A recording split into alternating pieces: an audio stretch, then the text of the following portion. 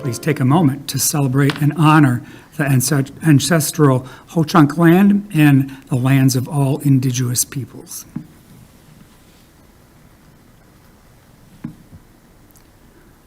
Will the secretary please call the roll? Ms. Baldwin? Here. Ms. Bergdahl? Here. Dr. Cooper-Stoll? Here. Dr. Garcia? Here. Dr. Jimenez? Excused. Ms. Leahy? Here. Ms. Moots? Excused. Mr. Korberg? Here. Mr. Spivey? Absent. Thank you. We will now have the Pledge of Allegiance. Please stand and face the American flags. I pledge allegiance to the flag of the United States of America and to the republic for which it stands, one nation, under God, indivisible, with liberty and justice for all.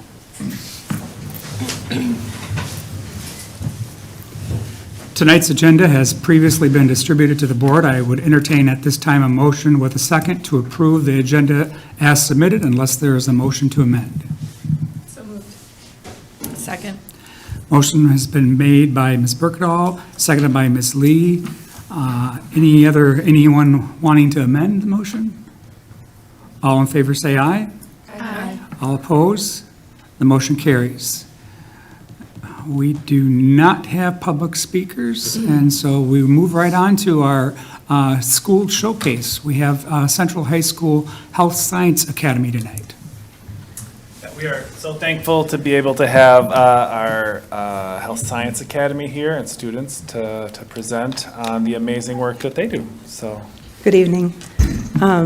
So I'm Jen Voigt, and I am one of the 3 instructors for the Health Science Academy. My office is at Central, so really this is obviously a district program.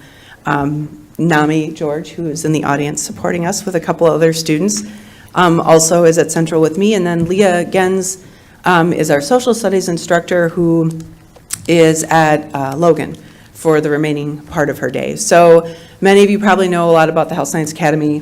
Where is this? Oh, this is just for us. So you guys don't see this? We have it in front of you. You see it? We can see it on the board now. Okay, there we go. A little nervous there. Just kidding. I don't get nervous. So anyway, so these students all come with us in the morning. They have their first 3 classes of the day scheduled with us, and it's always crazy and exciting. I'll just introduce them really quickly. This is Iris. Iris is a senior with us. Here, squeeze this way. Iris is a senior, and she is here from Aquinas, actually. She's one of our students from outside the district. Maddie Sather is one of our seniors at Logan.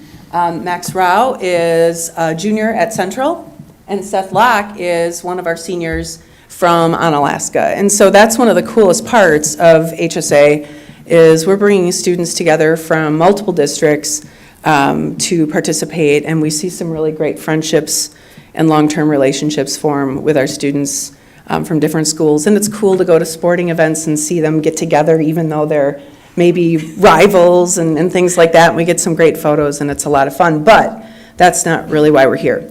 So this slide breaks every rule of slideshows.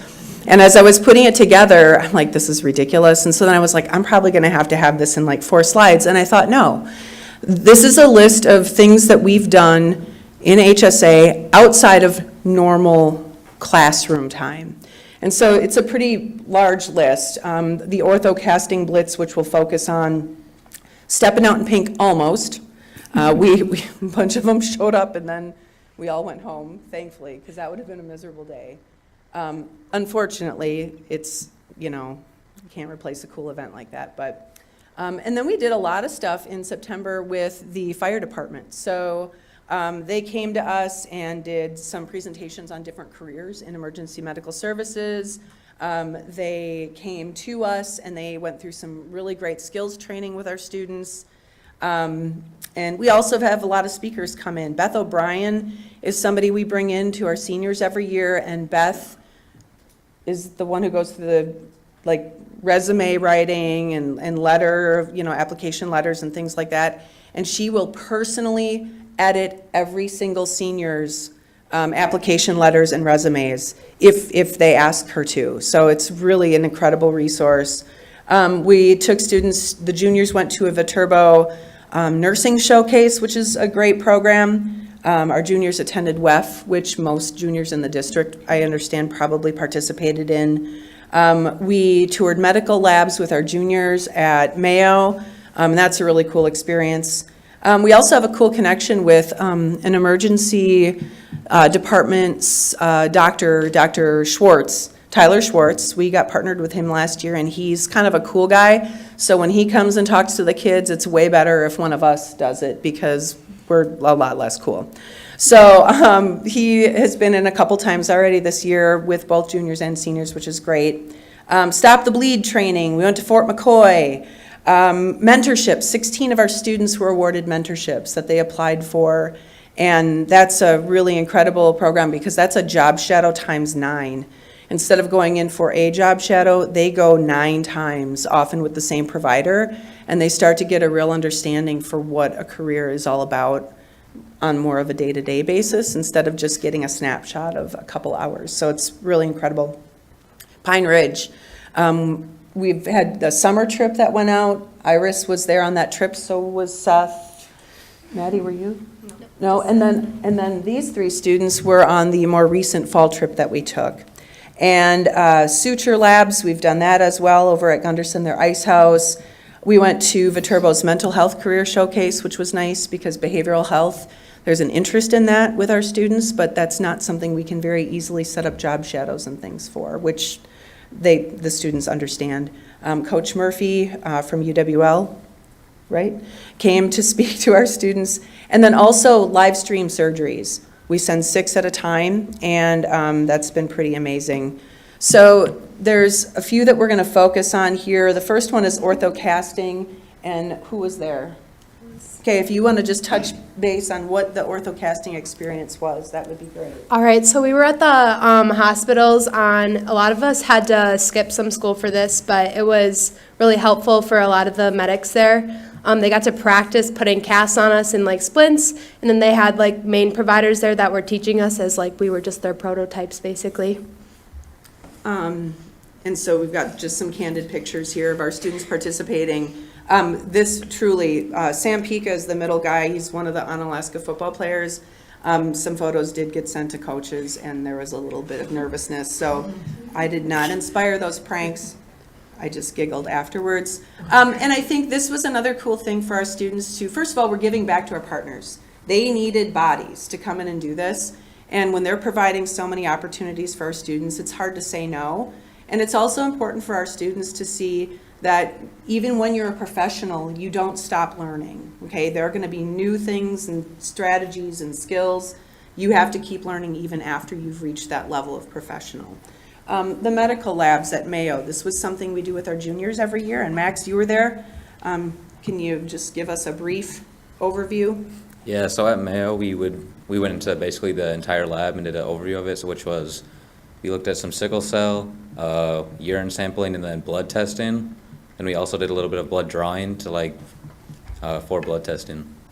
Yep, and so here's just a photo of them in the labs, looking at blood smears, looking at different types of white blood cells for identifying cancers. Again, a little more of that, blood typing at the blood bank. And also, we met with a histologist, a cell biologist, a microbiologist. It was a pretty packed day. And then there was Stop the Bleed. This is probably, working with the fire department has become a new partnership that we really appreciate. I told you already that they came in and did some stuff, but the culmination of that is we go to the fire tower over by Isle de Plume. So if you want to, Maddie, take us through this. This was a partnership with the fire department. So we started out in a classroom basically, and they taught us all the Stop the Bleed training we need. So we learned tourniquets, packing wounds, etc., all this stuff. And then the really cool part was we actually got thrown into a real life situation. So it was a nightclub shooting at the fire tower. So we had actors. Iris was one of them. So they were basically okay. They were screaming and yelling at us, and then we were the EMS team, and we had to go in and pull them out and treat their wounds and stuff like that. So they were all moulaged and stuff like that. Yep, and we found out that we have some really great actors. on that day. Seth in particular, you can see Seth here. It was a lot of fun. But it was also, it was a little traumatic for some people. The realism of being in a dark situation, it's loud, it's a little scary. And so, the fire department is also really great at telling the kids, like, I don't know, what did they want you to do if it was too much? I mean, We had safety words. yeah, so, they want to be clear that the students are having a positive experience, even though it is a very serious situation that they could potentially be in. So then we went to Fort McCoy, and the way it worked out, we did all this other emergency services training, and then we ended up there basically taking a look at their combat medic training, and they have all sorts of really cool sim lab experiences there. So I don't know if Seth, you want to? He wasn't there. I can go. Oh, you were. He missed a good one. Okay, cool. So Iris can take us through. Real quick here, one of our students is putting in an IV in a fake arm. There you go. So we started off this tour at Fort McCoy in their practice labs where we saw their very expensive mannequins. And one of the most cool mannequins that we saw was one that actually gave birth. So that was pretty impressive to see, as some of the mannequins on here, they're all very broken. And they all blink and talk and breathe, so you can really get good practice on that. And we've never seen anything like that. We also got to walk through one of their training drills, which was also it was kind of like the EMS at the fire tower, because it was very cloudy, lots of music and noise. So we got to experience being put under that pressure. And then we got to go to the other side of Fort McCoy, where we got to do the IVs and such. And one of our classmates actually got to put in an actual IV into a human. Yeah, the combat medic that took us through the training that day after, this is Juliana, she's one of our students from Logan. After she did practice on the fake arm, she just kind of said, would anybody like to put an IV in my arm? And I didn't get to see it. Unfortunately, we had split into two groups.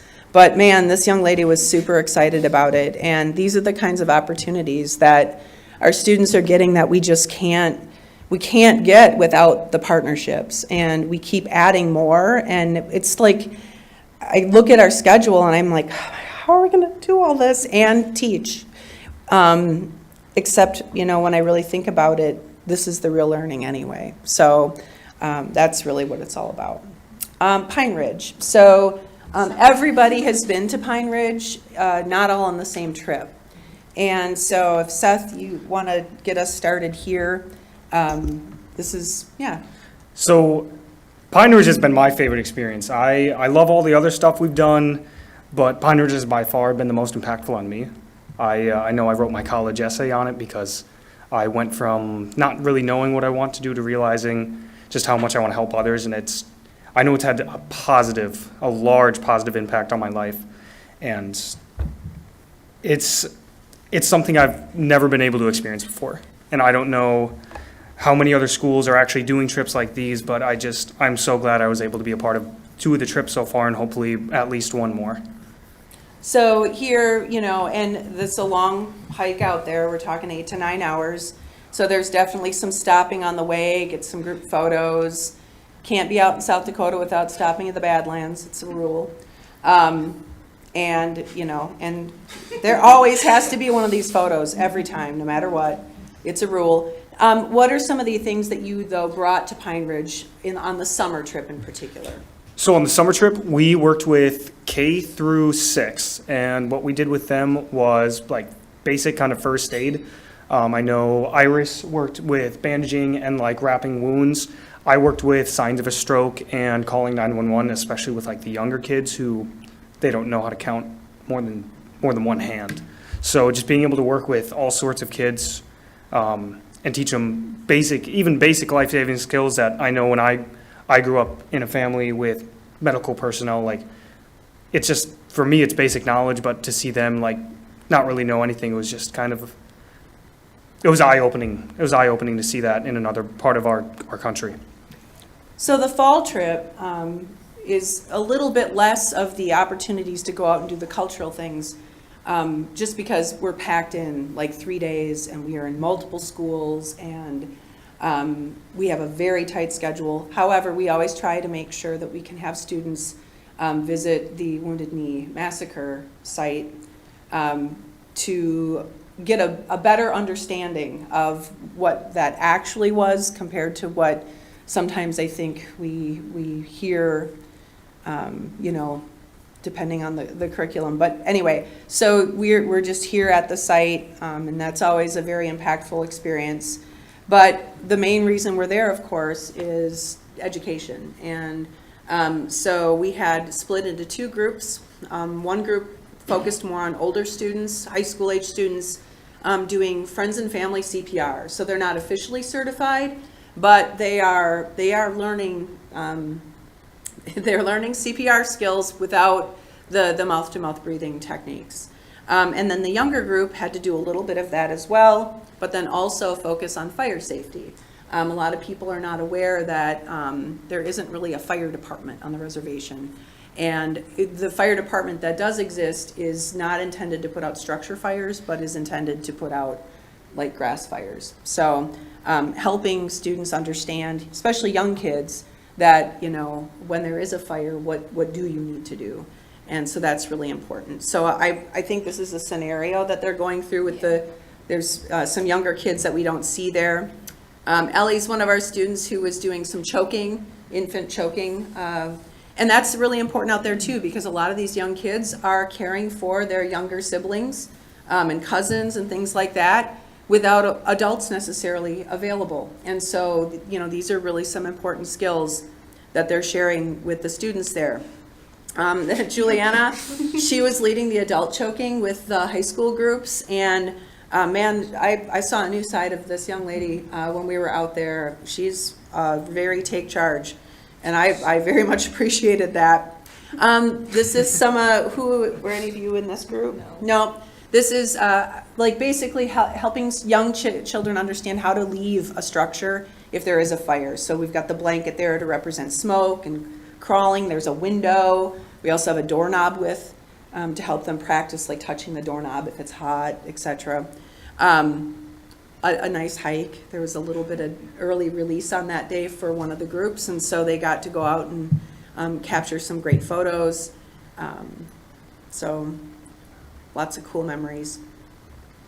Our last day we were at one of our favorite schools, Crazy Horse School.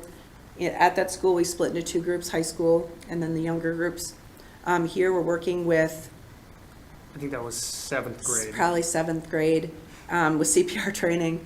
It's hard to capture the attention of all the 7th graders, and they're very excited that you're there, and it's a really great experience. But again, like all the students that came out with us, they just had the ability to step up, use loud voices, be very direct, and, you know, and get some really important information to these students and skills. So Devin, one of our Onalaska students, taking this group through the infant choking.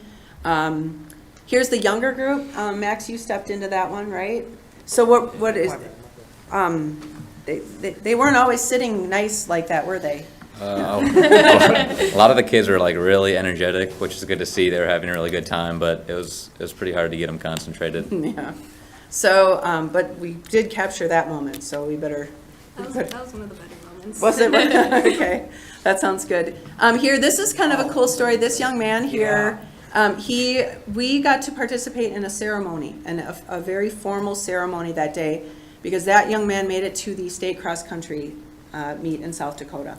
And so they had a ceremony explicitly for him that we were able to participate in. But anyway, so he came in with one of the older groups, and Seth was volunteering. Go ahead. Yeah. This one was probably the coolest one, because I taught him recovery position, and for running, I know when I run, I feel like I want to throw up and pass out, and so it was really cool to be able to relate that kind of his interest with what I'm teaching. And so I was able to hey, if you're on the cross country course and you see someone fall over, it might hurt your time, but go help them. And so we were able to, Voight and I were able to show him this is how you put someone so that they don't end up hurting themselves even more while they're passed out. And the 10th through 12th grade was probably the coolest group to work with.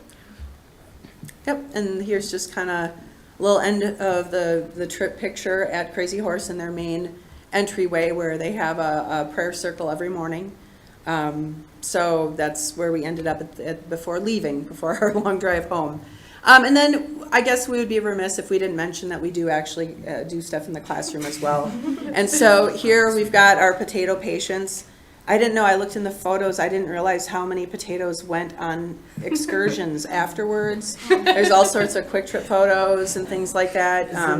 So this was just an introduction into Annette and Fizz terminology, and so they made their little patients out of potatoes, and but actually had to do some really important skills with them. So here was just an introduction to the human body. I had to get a picture of the brothers, because they may not always be happy to be together. I don't know. Usually they are. And this was a recent thing that we did. I don't know, Max, this is Max's hand, actually. He made this wound. Yeah, so after our kind of like tissue section, we do a small wound section, and our summative, or like our final project, is making a wound and kind of describing how you get that and how it affects the skin. So I made a blister, which I used some Vaseline and then a sparkly little makeup palette to make a sparkly little wound. Max was a little bothered by the sparkliness of his wound, but and so yeah, this was just a way for them to demonstrate what they've learned about different types of wounds, and yeah, there were some pictures sent home and some concerned parents, and this is a great way to end. I told you there's a photo of you in here. All right, so one of my favorite experiences is actually getting to cut. So we weren't able to do like any dissections in the Health Science Academy building. So we found a way. We were at Central for this, we right? all went to Central for this. And we got to do hearts and eyes. And I don't know, I was a bit surprised in this picture. And I'm a good actor, so. Also that. But So the HSC building is an actual medical research facility, which is why we cannot do dissection there. So that's fine. But that's not something I want them to miss out on. And so we find ways to make that work, and we will again this year. So that was way more time than we were supposed to have. But thank you for having us.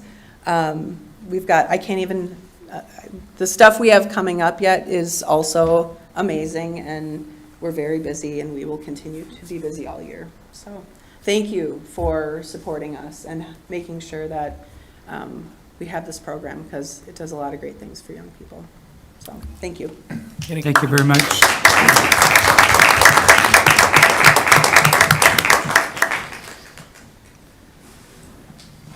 Okay, now we will move on to the superintendent's consent agenda. The consent agenda is a mechanism used by the board to deal with routine business that must come before the body. Are there any items that members want to remove from the consent agenda? If not, I'd entertain a motion in a second. Motion to approve. Okay, motion has been made by Mr. Spivey, A second. second by Dr. Garcia. Is there any further discussion? I just have a question about the 2 staff people that left the village. What is that? Are we concerned about 2 people leaving? We're able to staff that with the folks that we have there now, but anytime we have folks leave mid-year, we're always looking to replace them as soon as possible. Okay, any other questions? With that, the consent agenda is approved. Move on to the board consent agenda. Entertain a motion to approve the board consent agenda. I make a motion to approve the items on the board consent agenda as presented. Motion made by Dr. Cousteau and seconded by Ms. Burkett. Any further discussion? All in favor, say aye. Aye. Oppose? The motion carries. Information, 7.01, the Operational Expectation Monitoring Report, OE5, Financial Planning. I will turn this over to Ms. Sprang, who will lead us through OE5. She is our subject matter expert there. Okay, so OE5 is financial planning. It's kind of a walkthrough history of the last year, and which ended with the approval of the budget. But I do have to point out that OE5 policy has been incorrect probably from the onset. And so this is our opportunity to fix it, because you know our expectation monitoring reports are based on that. And so it comes into play on, in the policy, it incorrectly states that the fund balance needs to be less, cannot be less than 15%, and incorrectly states and more than 20% of the prior year's operating expenditures. It is 15 to 20%. It cannot go below that. So we'll have to change that in the policy, and then we'll also change it in our OE report. So I'm going to be pointing that out to you. I also want to apologize, because there's some things in this report between putting the attachments on and converting it to a PDF. Some of the statements that were attached were lost, but I'll point out what those are, and we'll fix them by next week. Let's see. So, as you know, OE5 has all of these expectations of the superintendent and developing the budget and presentation to you. So OE 5.1, the proposed budget document are provided to the board, including an executive summary outlining the key aspects of the budget. So all of these attachments you are going to see are just, you're very familiar with them, because these are the budget plan document. But they have been introduced to you, as you can see in Indicator 2, at different times throughout the year. So we, start way back in, March, April, and we continue to build on the budget as the changes come about. And if you have any questions along the way, just let me know. I won't open every document. The 5.2 has the adopted budget, the statute that requires us to have a budget that's in compliance. And then right there is the budget adoption publication. There's also, as Indicator 2, are the revenue limit worksheet and the DPI final revenue limit worksheets. That is a link to prior years. But the 22-23 worksheet has to do with, let's see, this one is, this one, these are the final two revenue limit worksheets that helped us determine our two different levies based on a successful referendum or a non-successful referendum.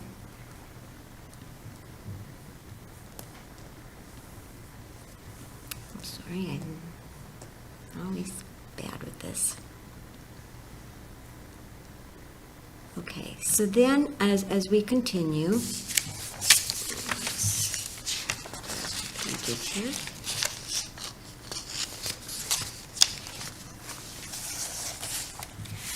I wanted to point out in OE 5.3 that talks about the budget documents. There was a budget document that we always included here that is no longer available. And that is because we used to have to upload our budget reports and our annual reports to DPI. And that would create this very nice budget report. The one there is the one from 2021. But now we have a thing called Wise Finance. Our books are always live, and they take a snapshot at certain times of the year to record our budget and to record our expenditures at the end of the year. So it is, it no longer provides the same kind of report, but they are working on a public portal for wise finance so that the public can easily access our finances. And they hope to create a report. So hopefully we can have something to attach. I am on the state committee for that WISIP, they call it. And so we're going to be working on getting those documents out there and developing that for public access. Any questions on that?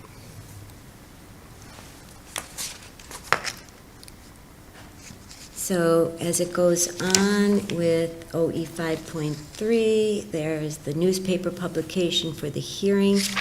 Also in 5.4, there is a spot that this is one of the documents that, or not one of the documents, it's actually listed incorrectly there. As you can see, the evidence for the state aid and property values in 5.4 indicator 1 has September 21st, 2020, but that was actually September 19th, 2022. So that was one of those dates that I know was changed, but didn't show up. However, all the documents that are attached are the correct attachments, and those are all pages from the budget book document. So then the auditor cash flow information under 5.5, that comes from our financial statements from our auditor. And as most of you know, our auditor will come in January and present on the prior year fiscal statements. And that will be updated then based on that financial report. Indicator 2, the statement for 5.5.2 statement needs to be updated. That one is last year, so we will make sure that the correct one is attached for our next meeting. This indicator 4, as you can see, the district's minimum unassigned fund balance as of 6/30/2022 exceeded or was within the 15% to 20% of general fund expenditures available. So this is going back to that statement that it needs to be 15% to 20% of the general fund expenditures. Then 5.6, the employee compensation increases. That shows a page from the budget book and the salaries from year to year. And then 5.2 is also from the budget plan document, the employee summary report by groups and the staffing to enrollment ratios. 5.7, the superintendent submits a budget with estimated amounts to meet the needs of the board's governing function. So this is the board's budget right here. For 22-23, the total budget is $149,445. The portion that says the budget includes sufficient funds to conduct elections and other statutory required functions. Of course, you can see that that has been increased a little bit from last year because of the referendum expenditures. And then OE 5.8, the superintendent submits a budget with estimated expenditures that does not exceed current year revenues and board-approved use of reserve funds.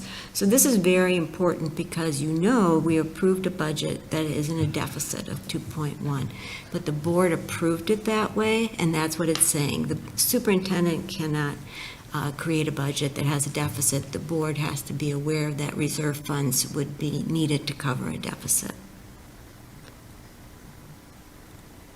And then the 5.9, this is also where we need to change that. The general budget is submitted with an estimated year-end fund balance of 15% or greater, and that shows that we did the budget that we have submitted. We are expecting a ending year fund balance to exceed the 15% to 20%. And that at the end of the last fiscal year, it was more than 15 to 20%. So those are just being in compliance with that policy requirement. I went through it pretty quick, but I'm sure that these are very familiar to you, but if you have any questions, I'd be happy to help. I assume that the decrease, the lesser amount in the fund balances reflects where we had to go in as far as that deficit this year. Yes. Mm-hmm. And that is always the proposed budget. We don't know what will happen at the end of the year. Could be less, could be more. Any other questions for Ms. Spring?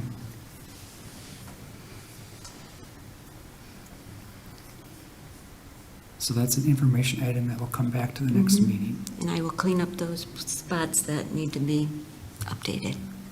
Okay.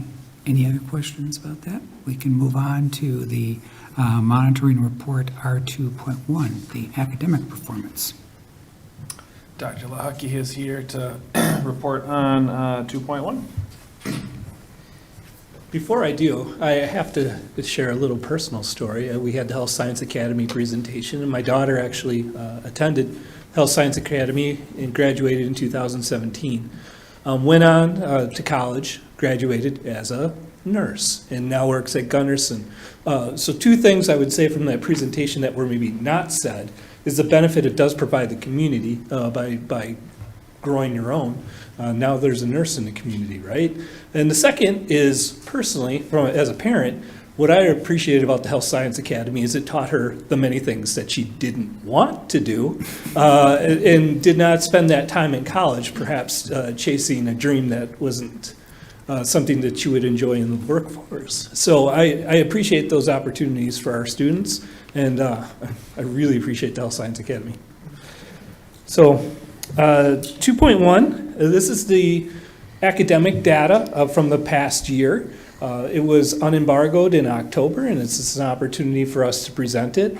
You'll have another opportunity to look at this data sliced and diced in a little different way on November 15th. It comes out in the form of a school and district report card. So I'll reference that a little bit as I talk. What's fascinating, I think, about this particular set of data is that it includes our pre-pandemic level and also where we currently are. So I think it's interesting to compare the two time periods along the way. When it comes to the school report card, growth is measured heavily for the school district of La Crosse in that because we have a higher economically disadvantaged population, the formula is set up so that growth matters more than achievement, which sounds strange, but it's a way of trying to help districts with higher economically disadvantaged to show that even though you're not yet at proficiency, that you're making progress towards that. The problem we'll have in La Crosse is that the growth data goes back 3 years, 3 tested years. So our growth point is 2019, and locally and as a nation, we saw some drop in reading and math. So that'll be factored in our school report card that you'll receive on November 15th. So in particular, you can see grades 3 through 8, take the Wisconsin Forward ELA. And for each of the content areas, I'll refer to the 3-year or the 4-year summary document. The 1 year is listed, but this view gives you a good view of where we were and where we are. So you can see that the proficiency levels in La Crosse and the state in 2019 were 38.7% in La Crosse and 41.7% as a state. And you can see now where we're at 33.4%, and the state is at 37%. So both locally and nationally, we saw drops in ELA proficiency, so that's advanced and proficient. In La Crosse in particular, you can see growth, though, from 2021, what that percentage was till this year. Nationally, when I read about the recovery journey that we're all on, the experts predict 3 to 5 years is what we'll look at for students to recover that 2019 proficiency. We hope to accelerate that. Our use of ESSER funds will hopefully facilitate that as well. That's what we're hearing nationally, that we're expecting 3 to 5 years. Also nationally, what happened is that students are economically disadvantaged, and students of color were disproportionately impacted due to the pandemic. And that impacted us as well. So some of the gains that we were making and gaps we were closing, we'll have to recalibrate upon.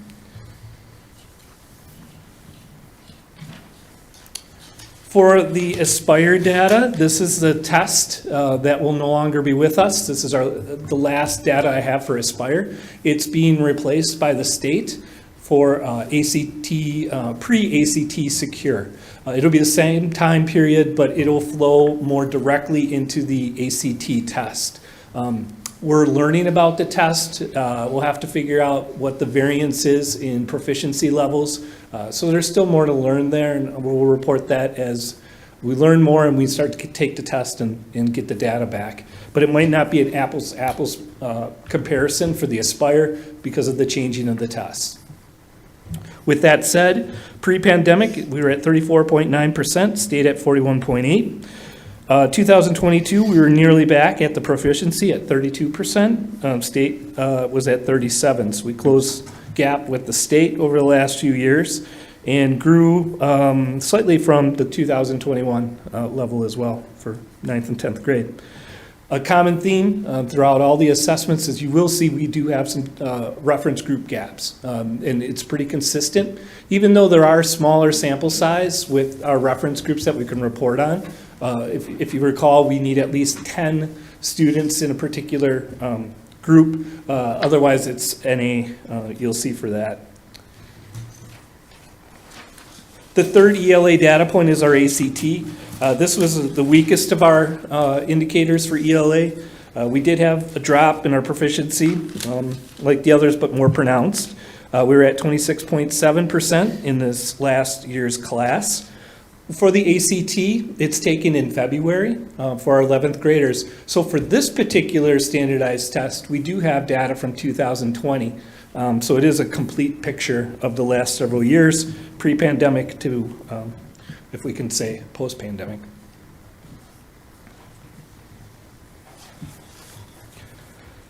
Dr. Locke, is there anything you would ascribe to the ACT not bouncing back, maybe like some of the others? Our students are more than a test score. Our older students in particular were used to, I would say, a way of school that was impacted. The way they learned was impacted greatly. And when I think about math, and we'll look at math in just a second. So math, they say, is one that is taught at school where reading is something that is more impacted by home. Meaning that our families can support reading more than they can mathematics, especially when we have gaps in like algebra or geometry. That's harder to recreate. Our hope is we are working on standards-based grading, trying to identify those essential elements that directly tie into those meaningful components of the ACT and the pre-ACT that we can turn that test score around. And the colleges aren't requiring an ACT right now for admission, which changes some of the incentives for our students. Correct, yes, that is unspoken, but motivation matters, right? So our 11th graders in the past were looking at this, at least as their first attempt, to determine what their post-secondary options might be. Without having that lever, that need for a higher ACT or ACT optional experience for universities, it does impact prep towards the ACT specifically, and also that experience taking the ACT. And I would say, to the credit of La Crosse, is that we value non-university experiences as well. We encourage students to explore technical school, to enter the world of work. And that also is unfortunately a demotivator when it comes to take the ACT. If there is a clear path to the military or the world of work, then that ACT test becomes secondary as well, until we can find a value within the school for it, which is challenging. Thank you. That's the first indicator, ELA. Are there any, I think I'll pause after each one. Do you have any questions about ELA?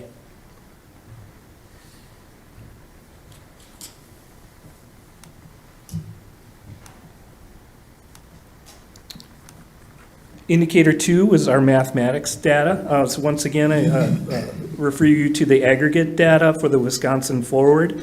Nationally, we did see bigger declines in mathematics and reading. We saw the same in lacrosse. One of the things that's interesting as I was researching the decline, the national decline, is just the history of it. So if we were to compare even post-pandemic, our mathematical outcomes to 30 years ago, we're ahead of it.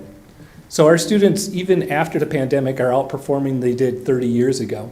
The test data for the last 10 years has been pretty flat, but overall, we're ahead of 30 years ago, which I thought was interesting, even post-pandemic. We did take a decline. Once again, it's that 3 to 5 year experience that we hope. Mathematically, one of our big focuses for next year is an elementary math curriculum. Right now, we're piloting our second curriculum. It's called Envision. We'll see. You know, we finished Reveal Math earlier. We're gathering teacher input along the way to find out what's the preference and recommendation for our new math curriculum. Scores don't change overnight with a new curriculum. It requires a lot of professional development and work with staff to use it. But if you have a great curriculum, a guaranteed viable curriculum for students, it's a step in the right direction. So I'm excited about the elementary math journey we're on. Can I ask a quick question about that? Sure.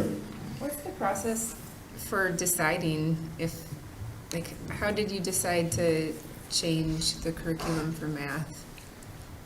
Great question. New standards came out in 2020. So we took a look at what we were using for math expressions and compared it to a resource called edreport.org, which is nationally known, and it evaluates all the different kinds of curriculum that are out there.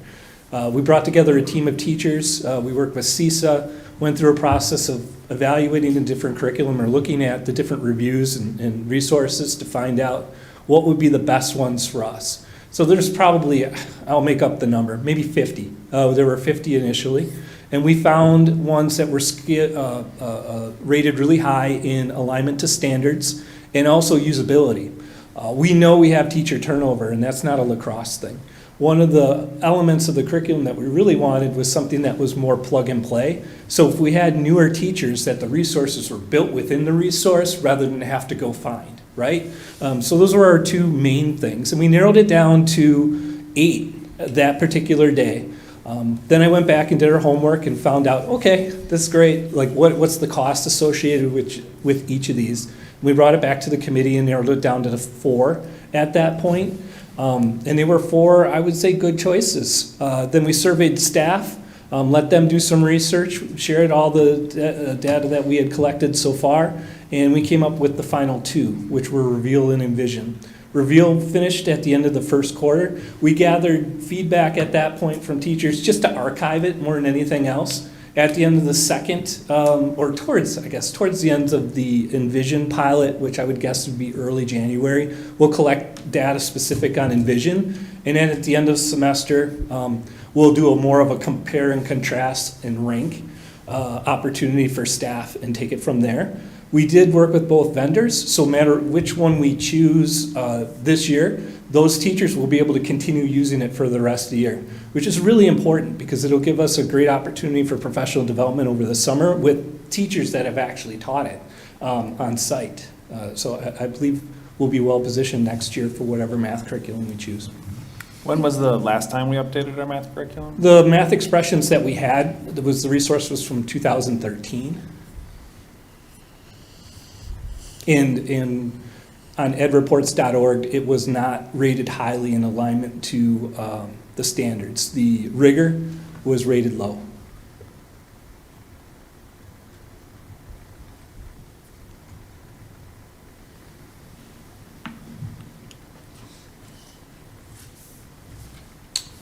Moving forward, no pun intended, we're moving to the Aspire math data, which is 9th and 10th again. That's our last foray with that particular assessment.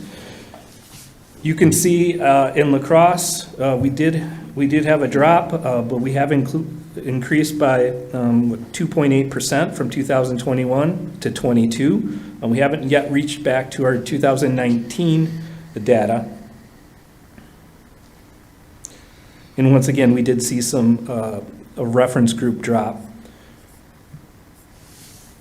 In 2020, that was a year we did not have that assessment. It was canceled.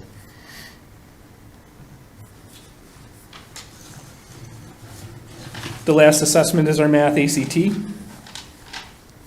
And we talked a little bit about some of the factors I think that impact our ACT scores in particular. But you can see that we're down 3.8% from the 2018. We did have a slight uptick from 2021, so slight growth again.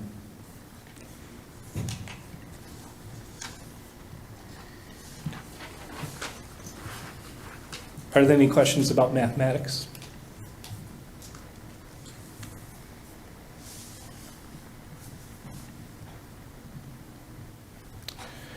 The third academic area we'll look at is science, and we'll start with the Wisconsin Forward aggregate data. This is taken in grades 4 and 8.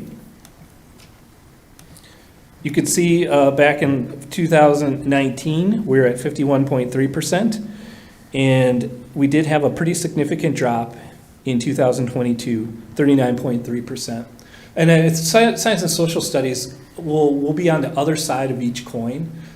There are newer standards, NGSS standards for science, which means a recalibration of the test. So when we look at percentages of proficiency, there might be some of that there. And on the flip side of the coin, our social studies scores look very strong, but we also had a recalibration of standards, and that might impact us the other way. So we'll take a little time, I think, for science to sort itself out as far as what proficiencies look like. There was a drop at the state level as well. Ours was more significant, so that is something we'll take a look at. Next year is kind of our year of science. We are hosting the Wisconsin Society of Science Teachers Conference. So science teachers around the state will come to us and work with our hands-on experiences and things like the Health Science Academy that you saw tonight to learn more, and we learn from them as well. Our professional development for that day throughout the whole district will be science-oriented as well. I have a question, Dr. Lehucky. Sure. So when you talk about the impact of a new curriculum, for example, I'm thinking about what you said earlier about the change in the math curriculum. So is this based on the assumption that a new curriculum, if it were more rigorous, then we might, is that what is compelling might compel a lower score then? When you talk about a newer curriculum?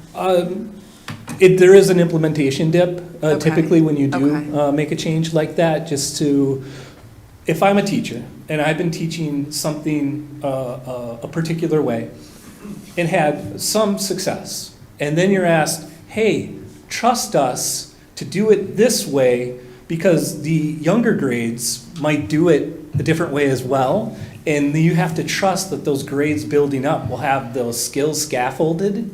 That's hard, and it is hard to kind of give it up, and there's also some gaps that we'll find along the way. Back to the math one, because we are using two different curriculum in the pilot, and we have approximately 50 teachers that are piloting the materials, there's gaps. We know there's going to be gaps. So one of the things we'll have to do for the second semester is sit down with the teachers to say, all right, now that we've taught, and here's where the students are at, what was missed, and how can we backfill that information if there is a need to backfill. That'll be part of our process as well. Same with science. We switched standards. We expect a dip, but then a rising tide lifts all boats. And once we have that better rigor and alignment, we expect scores to improve. Thank you.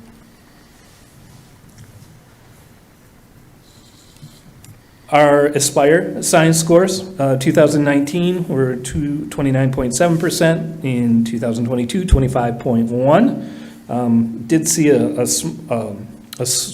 closing of gaps compared to the state, as well as an increase from year to year from 2021 to 22.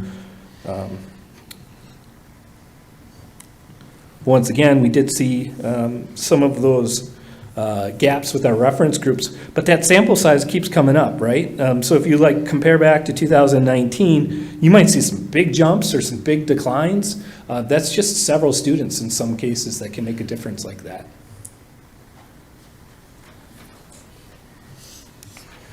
The last piece of data for science that I have tonight is the ACT. And once again, our ACT scores were harder. And so there is a mistake on there. It says grade level, grades 3 through 8. That's just a carryover. It is 11th grade data that you're looking at there, just so you're aware. It's on several of them. Yeah, I was gonna yeah, ask it yeah, again. yeah, yeah. That was a carryover, and there's one on social studies coming up too. It'll say grade 10, so I'll try to point those out. 27.5% in 2019 and 2022, 21.4%. So pretty significant decline in our ACT science. But a growth, or actually in a decline from 2021 as well.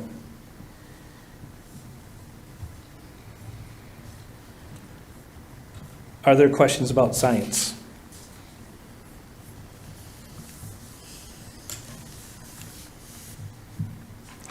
The last content area is social studies. Wisconsin Forward is given in grades 4, 8th, and 10th. So those are the 3 grades that are combined here. You can see in 2019, we're at 47.5%, and in 2022, 48%. So we've actually increased. As I mentioned before, though, it comes with a word of caution. We do have to see how this plays out with new standards. In La Crosse, we were privy to the new standards that came out before they were adopted from the state, that we jumped on it. And so we were given a bit of a heads up and able to do some work proactively, led some state work, in fact, with our social studies work. We've spent a lot of funds on different resources to diversify our resources, and hopefully we can continue to close the gap with the state and increase on our previous levels of where we're at. So you can see a pretty large jump from 2021 to 2022. 2022 was the first year the new standards were assessed.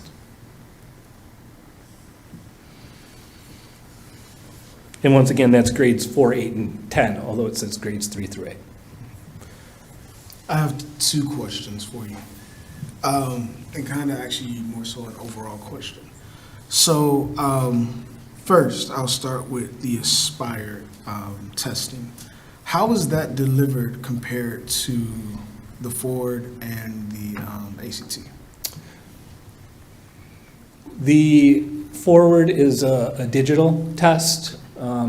It is a standards, grade level standards-based test, so 3rd grade get a certain set of questions that are given. Forward has about a 10-week window. Students, slowly build through that test with different schedules. The Aspire for 9th and 10th grade, ACT is awfully tight with their security and their protocols of how an assessment is given. So that's a digital test as well, but we complete that within 2 days. Okay. The reason I ask is because as I kind of looked through some of the data, I guess what I was seeing was that with the Aspire test in certain areas, I'll throw that out there, it seemed as certain demographics in terms of our marginalized populations did better with that test as opposed to the Forward or the ACT. Can you speak to that? Is that?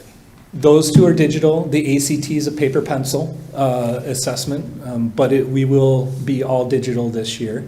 As far as why the ACT, we would like to think the longer students are in our system, the better their outcomes. Okay. The second question I have for you, and I guess this is kind of overall thing, as I'm looking at the data, we're still seeing how marginalized populations are underperforming. compared to state average in many areas. And so I'm wondering what's the plan for the district to address that? Now, also, let me say, I recognize standardized test has a bias and all those different things that could be a part of this as well. But just from you all's standpoint, what work are we doing as a district? Sure. We had this discussion earlier today, actually. You know, in lacrosse, it's hard when you know what you know, right? And one of the things that we have in lacrosse that I don't think a lot of districts will have is an alignment between vision and professional development. Thinking about our strategic plan of equity directly tied to our professional development plan it's where the rubber hits the road. And then our reporting mechanisms, all the results policies R2 and R3, we are very transparent with our data as far as if there are gaps. Data in this situation is more reactive. We try to be proactive. That we work with educators' skills, knowledge, and disposition. We try to diversify our resources. We work with the community as best we can. One of the interesting kind of data digs that Dr. Engel actually led the charge on, and we collaborated then, was we found likewise districts. So there's about 7, I would call them doppelganger districts to us in Wisconsin. Districts like Manitowoc, Wausau, West Dallas, West Milwaukee. And compared to those, we want to say, hey, if we take our demographics, our relative size of schools, how do we actually do? And we actually do pretty well. With that being said, it's not good enough. We always want better. But for all things equal, we actually score pretty well. Okay. Thank you. Yeah, we have a lot to work to do, and those state averages. There's a lot of things masked in there, but that's our goal is to at least be average, and to close those gaps wherever we can. And so it's just ongoing professional development work, looking at curriculum to make it more accessible, making things more engaging for students of all backgrounds, so that they see themselves in the curriculum, they see themselves in the schools, they are engaged and feel like they belong. Yeah, we have a ways to go, but we will keep working at it. Yeah. I am really curious about that Aspire test, because when I look at the numbers, I'm like, compared to the Ford and the ACT, it's higher. Mm-hmm. And so then it makes me think of like, are they asking questions a certain way? Are there, you know what I'm saying? Like, what is it that's... Who takes that one? Do all students take that, or just at like ACT prep? Like you decide if you want to take it? All students are required to take the ACT Aspire and also the ACT. Okay. So that is all of our 9th and 10th grade students. When I say all, there maybe, I don't know the testing rates off the top of my head, 95% is what we aim for. That's the one you said is the last year we're using it, the Aspire? Aspire, yes. Yeah. We're going to the pre-ACT, which feeds directly in the ACT. It's a digital one. Another test where we saw big differences was with the Badger test, which preceded the Forward exam. And it was a longer test, it was more involved, but for some of the items, teachers would pre-teach the information, so students had all the background knowledge before they went into taking a reading or a math exam. And what we saw was a huge jump in proficiency. When kids were given a level playing field, overcoming some of those impacts of, historical marginalization or socioeconomic difference, they were able to achieve at similar levels to other students. There were still differences, but dramatically increased proficiency and reduced gaps. It gets to the nature of tests and how they're constructed and how it disadvantages some students over others. They threw out the Badger test in part because it was too much time and effort to implement, but probably also because it didn't generate the results some people in our society wanted. So, if I remember correctly, this is when I was teaching at the time with the Badger test. One of the questions had to do with planting a garden and how much seed you would need. Well, in some areas there's not a lot of gardens, and so not having that background knowledge is a barrier to do well on that. So being able to provide that context for the students on the front end was pretty helpful.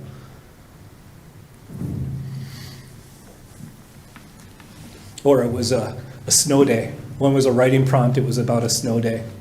Well, we have newcomers that have never seen snow, so they don't know necessarily what a snow day would be at that point. Any other questions?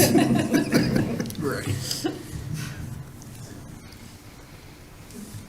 And then this will come back at our next meeting as well, and is there kind of consensus that we agree with the reasonable progress, or?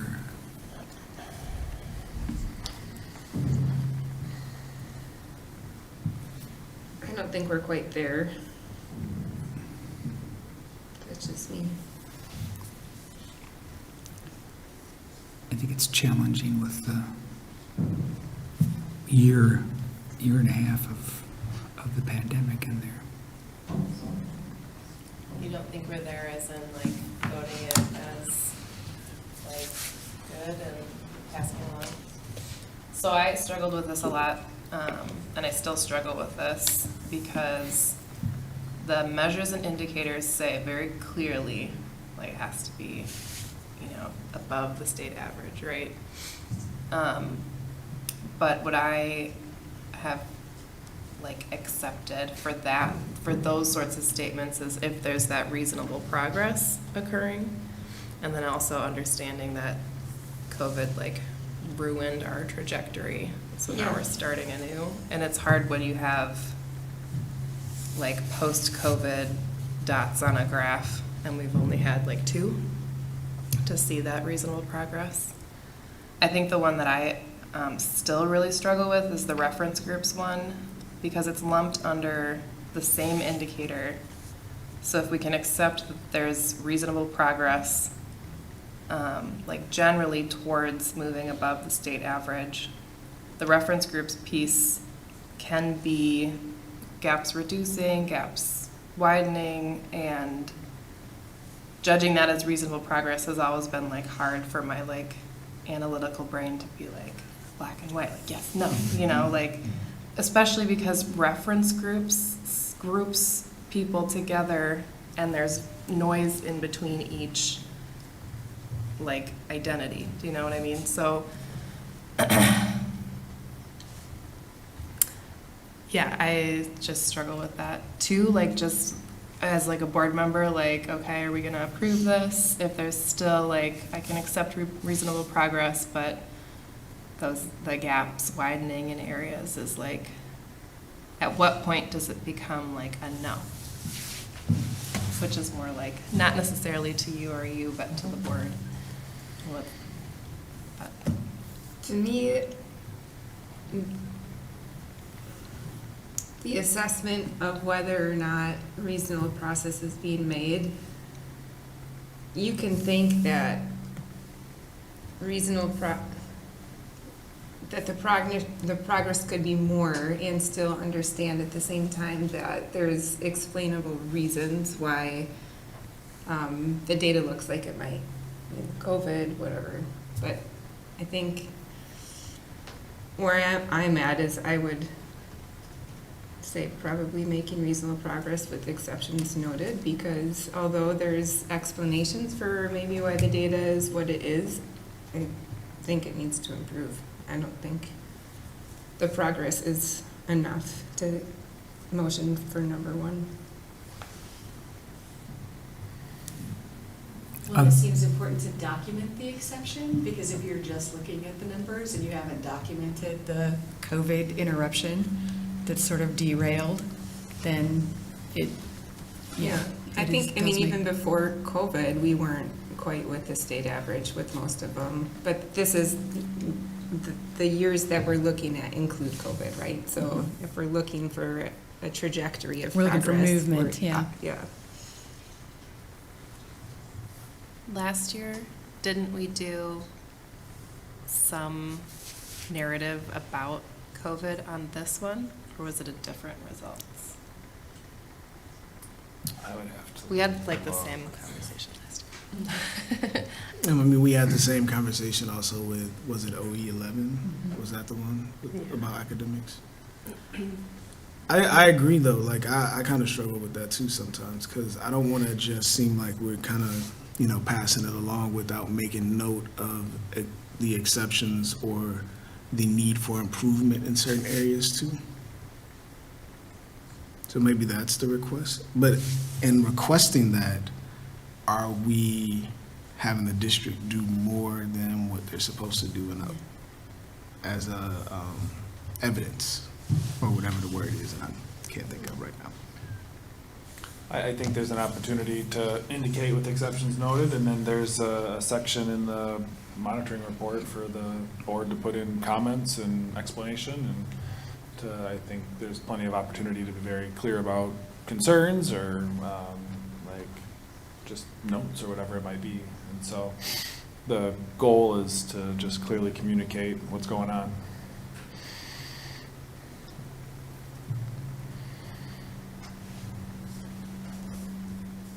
Any other discussion? If I could add one more consideration, just looking for thoughts on this one.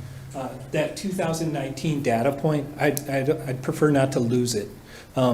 So is it okay, or would it be appropriate if instead of that 3-year look, I just keep that 2019, and at some point, maybe that 2019 data, we don't need it anymore because we've surpassed where we were in 2019. But just as that reference point as we're going on this recovery journey, I think might be helpful.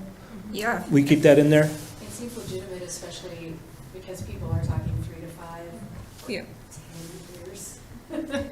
To like really get past the impact of COVID, given the number of students. Okay. I found it helpful. I mean, I looked Yeah. first at, was there growth between 2021 and 2022? And then I looked at 2022 compared to 2019. Right. And completely ignored 2020 because we don't know why. But it's helpful to have that.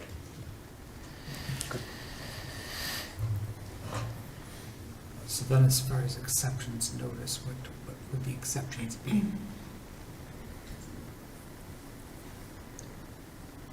Do we have to say that now? I don't know. Like, I think that's kind of a silly thing to have to say what the exceptions are specifically when when it's just related to what the data is looking like in general. I don't know. Yeah. I mean, otherwise you're nitpicking each. I mean, the exception could also be that we see the progress, but we're not at or above the state average, and that's what we're striving to do. It's true, that is the goal. And then I think if we can list the improvements that are being made in the district somehow to acknowledge the work that's being done. I also need to think if we're going to problematize test scores in general, then we're basically saying, here's the state average, and this is what we're trying to meet, while we're problematizing the whole point of standardized testing to begin with. So I would just have us think about that, and think about our mission and vision as a board, and what it is that we hope to see, and what it is that's most important and aligned with our goals. Because I don't think just arbitrarily saying the state average is the benchmark necessarily. And so, and I would say, you would have to remind me, Dr. Lahecki, but how long have we been disaggregating this data for reference groups? Well, is this our 3rd year of coherent governance? So 2 years. I think maybe the first couple of reports, I didn't have it broken down, and then I started to do that after. Okay. And if I heard you correctly, that's something that we do as a district that other comparable districts do not necessarily do? No. Okay. Right, correct. So I think that, well, in general, I think we would have a consensus that we would like to see things continuing to move on an upward trajectory. I think there's also needs to be some space to take into account different ways of monitoring and impact of COVID, for example. I think it's important to note exceptions where needed. But on the other hand, I think that, especially for newer board members who are new to the process, it's also important to have some context in terms of that history as well. I'd love to see a different evidence marker, but that's not what we have. I mean, high school GPA is a better predictor of college success than ACT or SAT and has been for years. but we're not using that. Well, the indicators would have to be identified by the administration. We do have that as part of the redefining ready, grade points factored in that. Right. That's good. But I'm just saying, yeah, I agree, the standardized is not a complete measure, maybe not even a And very there's a reliable. potential opportunity to use things that we use locally for progress monitoring tools in lieu of statewide tests. Those have similar problems anytime you're using They an all outside do, vendor. yeah. But they help us keep track of where we're at. They're not totally inappropriate. And it's not bad to have the snapshot. It's a public-facing thing that people care about, so that's, it's relevant in that way, but then when we're asked to vote on it and it looks like this, I don't know. And I think to Dr. Cooperstole's point, like, is the benchmark the state average? Is that appropriate? Or are we looking at reference districts? Or are we looking at other ways of thinking about things? If you look at poverty and compare it to test score proficiency, it accounts for 50 to 60% of test scores in terms of correlation. You know, what's the expectation if our poverty is in the top 20 of school districts our size? You know, I mean, it's hard to compare us to Wanakee, even though we have a similar number of students. Their poverty rate is 12% and ours is 52%. That's built into those averages, you know. So is that something we can take into account even though it's worded like this? Because it's worded as demonstrate compared to state average. And so I think that's where we're hung up. Like, it's one thing for us to decide locally that, yes, this is reasonable progress given COVID, given our population, given comparable districts, but that's not what we're approving here. Or would that be the exception that we note? It's more like context than an exception, I think. I don't know. Board can do whatever you want. I think it's important that we're honest about the monitoring reports and And I'm just evaluate asking, them like, if according it to is, if that's what, if that's what we can decide, that's Yeah. great. And I think that's where the narrative comes in. You can write in all the things you want to contextualize whatever it is that the board decides. Answer your question, Dr. Lehecky. So if we are, for example, I'm just looking at 2.1. So in the second bullet, reference groups will demonstrate reduced gaps compared to state average for all groups. Do you think there is a better point? Like, for example, is it just a matter of looking at the groups compared to from one year to the next, like in general, closing those gaps within our district? I used to create something called an equity scorecard, which helped with disproportionality. It's more front-end data, looking at attendance and some of those front-end levers.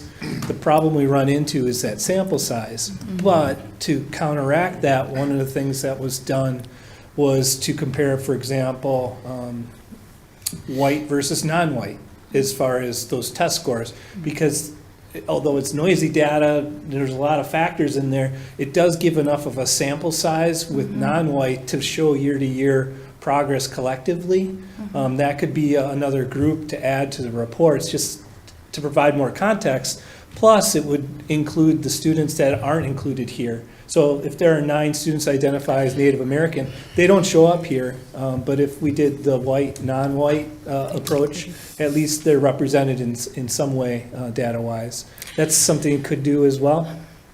I mean, anytime, obviously, when you collapse those categories, you're going to lose some of that nuance. But on the same hand, I'm thinking that if it's a matter of, if that's the issue for some board members, given that just generic state average, I don't feel that probably adequately captures the growth that happens for our students, and also might not get at some of the nuance of those gaps that we need to reach specifically within our district. So you know, if it, as a trade-off, collapsing those categories, maybe that would be more beneficial to us as a board, possibly. I would need to think more on that as well, and the board would need to discuss that. Or both. So you could still have them broken down that way, but just add another row. Yeah, That just would give you another snapshot extra either information. way. I would almost prefer that because I think that it would be really easy for us to move into this state of mind of comparing non-white students and white students in achievement. And the reality, I mean, there's so many more complexities that I don't have time to unpack with that.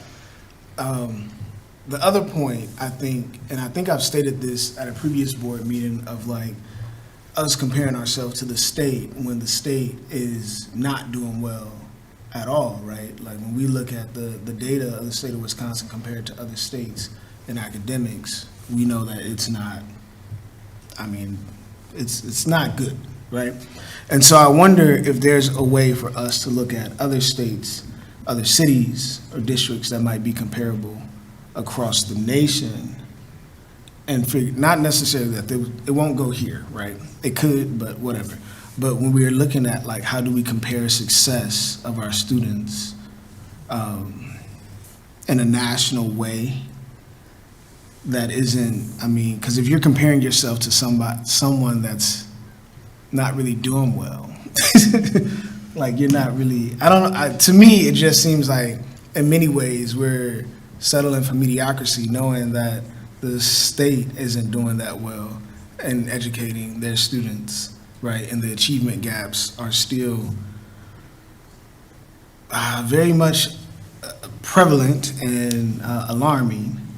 And then I think of, well, what other states could we look at that do a better job? And then arguably you have to think about education and historically, who's it been set up for and who has it not been set up for? And would you really even see any remarkable change or closing of gaps in other areas and states too? So it's a lot, but I think we have to think about it if we're gonna effectively vote on this particular measure, as well as any of the other ones that talk through academics or performance.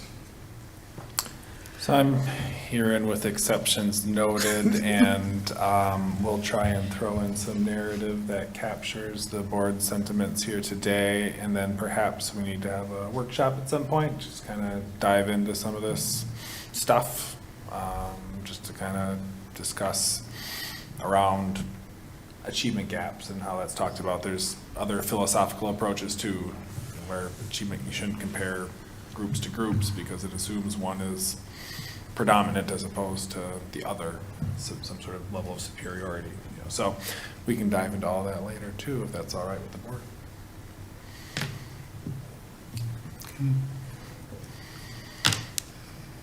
Good with that?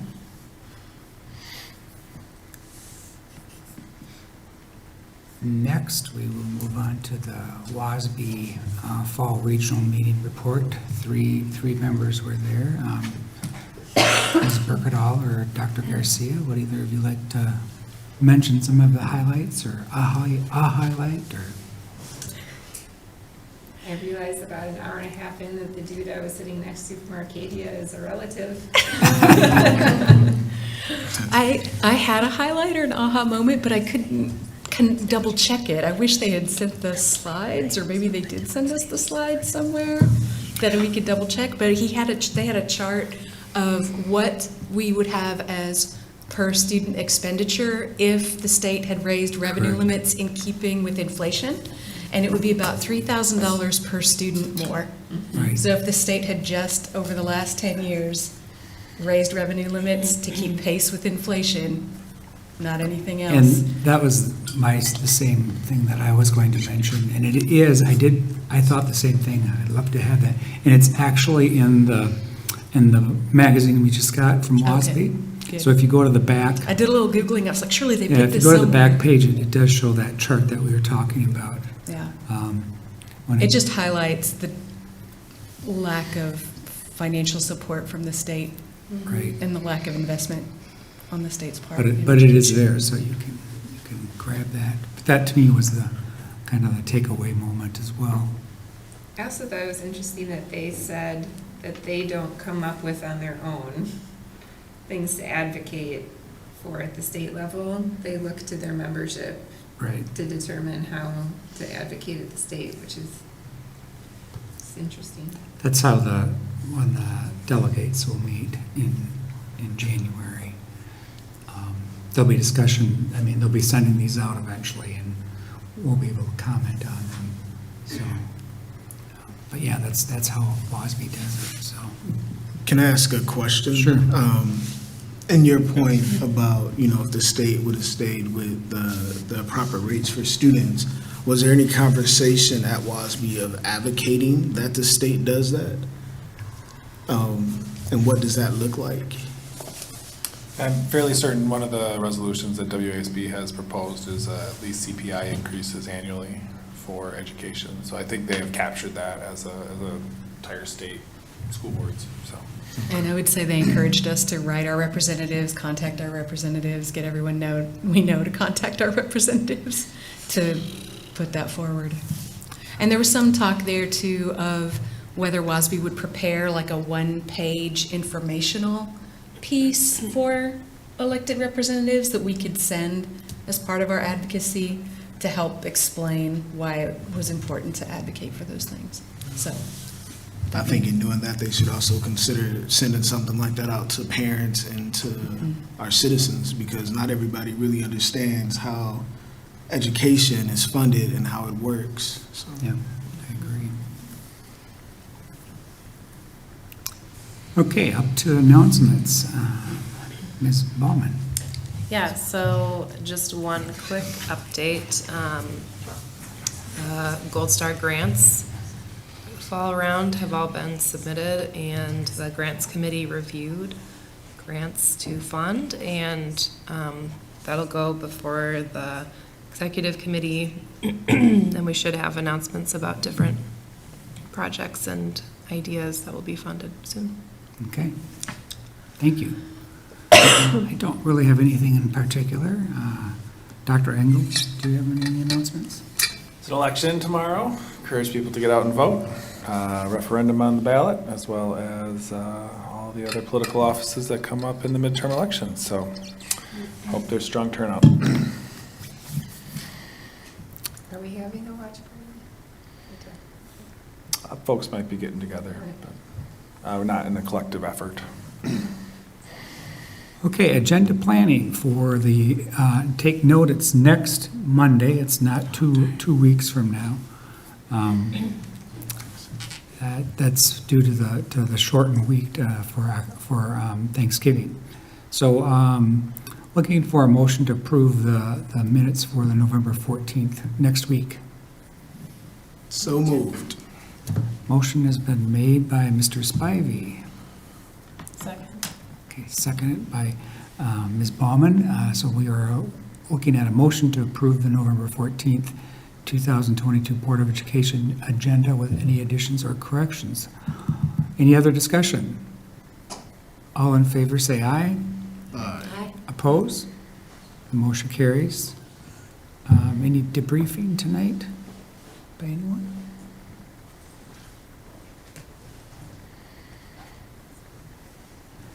And right after we adjourn, we will have a very short, hopefully, I hope that's true, workshop about some of the things that are coming up, and we just want to cover things because there are a number of new members and we want to make sure that we're all on the same page. So, hearing no objections, the meeting is adjourned.